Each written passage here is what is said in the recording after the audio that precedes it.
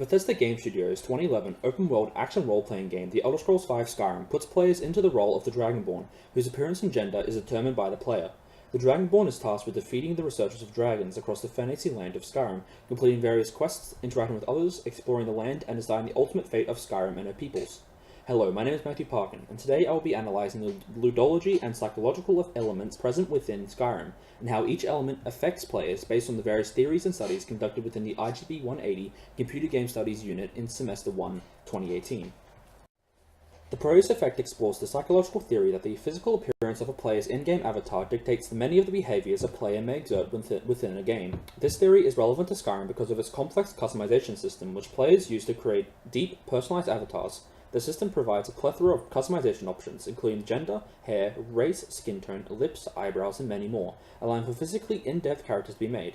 In particular, the system allows the player to pick and choose from a roster of unique fantasy races, such as elves and the lizard-like Argonians. If the Prose effect is to be considered, then the player could express various behaviours as a result of their created character. For example, if the player is a brawny orc warrior, then they may feel more inclined to react to situations with violence and aggression rather than more diplomatic means, such as if they play a smaller, more agile character, such as the cat-like Khajiit or a weaker human. Additionally, the player may feel a sense of bliss when playing as a character that they perceive as perfect or better than themselves, enhancing their game experience as a whole, but possibly creating a higher overall chance of addiction to the game. The Prose effect also outlines that all these behaviours occur regardless of the player's actual gender, size, or moral disposition, showing the potential that Skyrim's multi-race and in-depth customization system could breed unrealistic expectations for others' appearances and strengths in real life.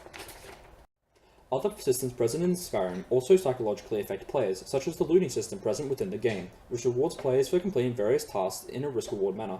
This system encourages players to explore and interact with the world, completing tasks and anything else that may catch their eye in return for various rewards, such as items, which are rewards of sustenance, and experience, which are rewards of access. Both these rewards become rewards of facility, as gaining large quantities of both allow the player to enter more challenging areas of the game world. This system fulfills the three needs of players: autonomy, competence, and relatedness, as outlined by the self-determination theory. According to GhostStrength.com, the self-determination theory is a framework conceptualizing the motivation which underlies the choices people make. Within the context of Skyrim, the player may want to go exploring the low-risk areas of at their level of experience, which is simple but time-consuming, or they could go to areas with more challenging enemies, which offer greater rewards and return. This risk-reward system is designed with the intention to affect player behavior, giving players incentive to challenge themselves and further enhance their experience. Additionally, the system nurtures healthy psychological effects in the player, as it gives the player a rush of euphoria and satisfaction when completing an especially difficult quest or beating a hard enemy. Ludology involves the study of elements within gameplay, categorized into time, space, player structure, and player control, and the effects these elements have on play. Skyrim puts heavy emphasis on the elements of space and player control, giving the player a geometrical open-world environment with little restriction to travel. As outlined by Martin Sojka, the total size of Skyrim's map is around 37.1 kilometers squared. However, roughly a quarter of the map is blocked off with invisible walls, impassable terrain, and strategically placed cities. If calculated, that means the player has 27.825 kilometers squared of playable area. The game expertly expands on its map size with a fast travel system, allowing the players to teleport to any discovered location on the map. The player may finish one quest in the City of Solitude, then take on a quest in the faraway city of Riften. Instinctively, the player fast travels to the city, despite it being only a 10-minute horse ride, completing the quest there and moving on to the next. This makes the map seem and feel large to the player, utilizing both space and player control mechanics to create the illusion of a larger play area, and makes the game world feel richer in the view of the player. Ludology also explores and classifies different kinds of play, which is the experimental aspect of the game that occurs as the game rules are set in motion and are experienced by players. Skyrim heavily utilizes what is called a mimicry form of play, where, according to Gavamanti, the majority of play consists of simulation, roleplay, and fantasy elements. Skyrim does this mimicry form of play uniquely from the rest, giving players near complete freedom to leave dialogue at any time and to engage in combat with anyone they see fit. From the very start, the player is developing their character's traits and relations through gameplay loops.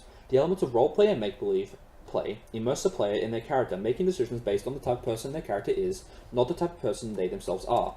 The player may encounter some bandits on their travel who demand payment. Whilst the player in the situation would likely pay up or back off, the player's aggressive male human warrior would instead attack the bandits for passage, despite the risk. This kind of immersion drags the player out of reality and into the shoes of their created avatar, switching mindsets and adopting a wide variety of dispositions, opinions, and traits unique to the avatar, something other forms of play don't tend to induce. This may distort the player's sense of morality whilst playing, doing things in the mindset of their avatar instead of their own mindset. However, being immersed in Skyrim's experience also has the potential for stress reduction and reduced aggression, based mostly upon the traits, opinions, and dispositions of the player's avatar. With that, we come to the conclusion of today's presentation. As a final note, I would like to add that the points I have made above are but a few of the vast adventure that is Skyrim. And to truly understand the experience of Skyrim, it is strongly encouraged that you play the game from start to finish with a completely unique avatar. Thank you.